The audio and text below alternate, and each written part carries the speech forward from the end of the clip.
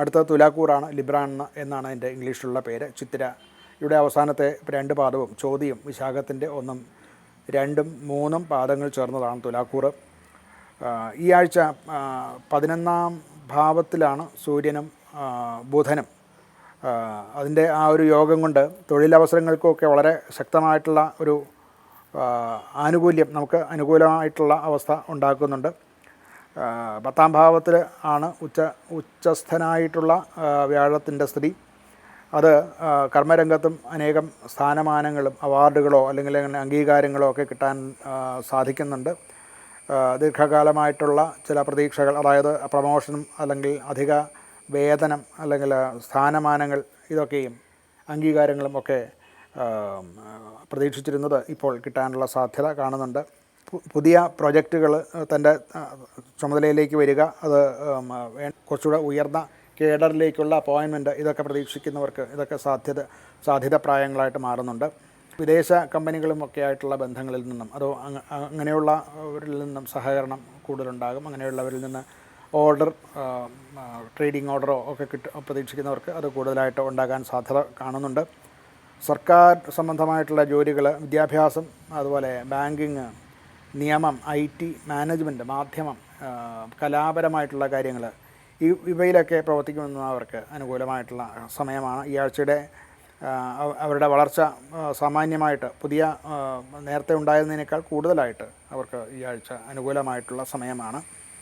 വ്യാപാരികൾക്കും വ്യവസായികൾക്കും ഒക്കെ പുതിയ കരാറുകളും ഒക്കെ ഉണ്ടാവും. വിശ്വസ്തന്മാരായിട്ടുള്ള നൂതനമായിട്ടുള്ള ഉപഭോക്താക്കളെ കിട്ടാനും സാധ്യത കാണുന്നുണ്ട്.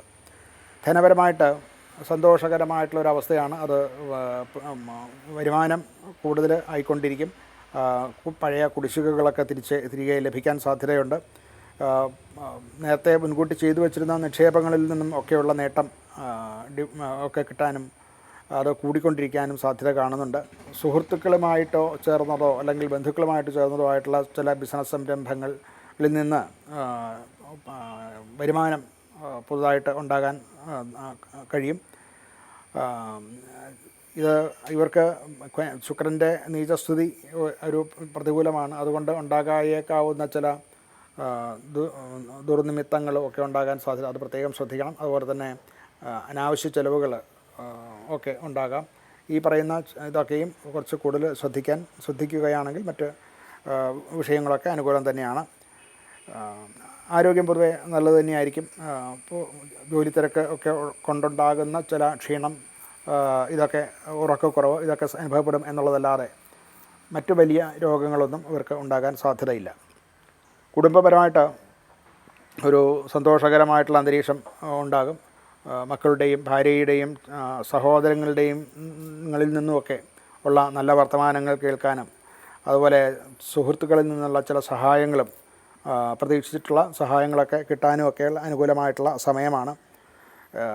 കുടുംബത്തിലെ ചില പ്രത്യേക തീരുമാനങ്ങളൊക്കെ എടുക്കുമ്പോൾ കുടുംബാംഗങ്ങളുടെ എല്ലാവരുടെയും കൂടെ അഭിപ്രായങ്ങൾ കേട്ട് അത് നടത്തുന്നത് ഏറെ ഗുണം ചെയ്യും.